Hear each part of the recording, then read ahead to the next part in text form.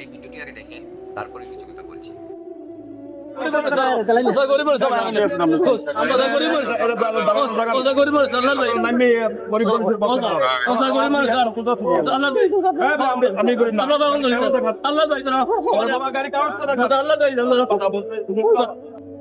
আর এই ভিডিওটি যারা করেছে তারা হচ্ছেন আমাদের সিলেটের মোবাইল সাংবাদিক, যারা প্রতিনিয়ত ড্রাইভারদের পিছনে লেগে থাকে।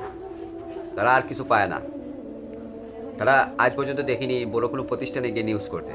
এই যে কৌটোর ভিতরে হাজারো দুর্নীতি চলতেছে, এখানে আজ পর্যন্ত দেখিনি কোনো নিউজ করতে।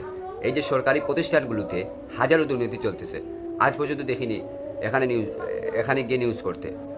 যত নিউজ দেখবেন তাদের সব নিউজ দেখবেন শুধু গরিবদেরকে নিয়ে, অসহায় মানুষদেরকে নিয়ে। মানে এদেরকে বিপদে পেলে তারা এই সোশ্যাল মিডিয়ায় ভিউ কমাচ্ছে, টাকা ইনকাম করতেছে।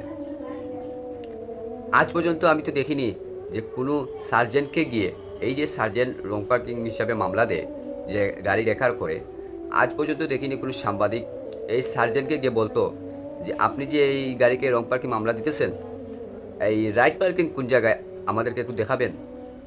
কোনো সাংবাদিক গিয়ে বলছেন যে সার্জেন্টকে গিয়ে? কিন্তু ড্রাইভারদেরকে প্রশ্ন করতে পারেন ভালো, যে আপনি এখানে রং পার্কিং করেছেন কেন? আপনি রং পার্কিং করেছেন, যার কারণে আপনি মামলা খাচ্ছেন। এই বাহ, কী সাংবাদিকতা দেখাচ্ছেন। কিন্তু আজ পর্যন্ত কোনো সার্জেন্টকে আপনি বলেছেন কোথায় সিলেটে রাইট পার্কিং আছে? এই সাংবাদিক ভাইয়ারা আপনারা দেখাইতে পারবেন যে ওই জায়গায় রাইট পার্কিং, আপনারা ওই জায়গায় গাড়ি রাখবেন? কোথায় আছে? এই ভিডিওটি আপনারা আপলোড না করলেই তো পারতেন।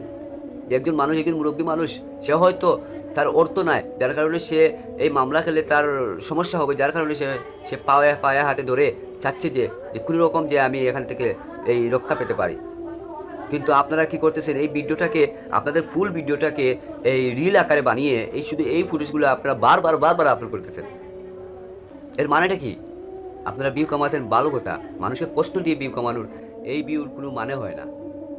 এই যে আপনি এই ভিডিওটা আপলোড করেছেন না সোশ্যাল মিডিয়ায়, ওনার আত্মীয় স্বজন আছে, ওনার পরিবার আছে, ওরা দেখে কি বলবে? হয়তো বা উনি আত্মহত্যা করতে পারে। নিউজের অভাব আছে, সিলেটের ভিতরে নিউজের অভাব আছে। এখন সময় আছে, ভালো নিউজ করেন, গরিবের পক্ষে দেখেন, অসহায় মানুষদের পক্ষে দেখেন।